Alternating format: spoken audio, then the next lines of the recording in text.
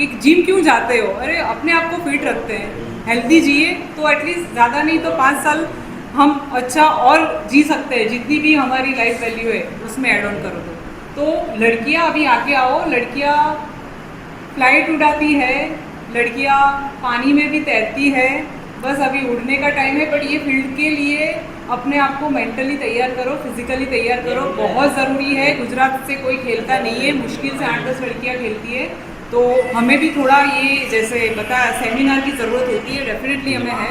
ऐसा नहीं कि भाई 15 को कंपटीशन है, आप तैयारी करो स्टेज चढ़ जाओ, नॉट लाइक दैट। अच्छे से तैयारी करके आओ, but female backup please come on the stage and fire the stage. एक आप पोजिंग कर दो।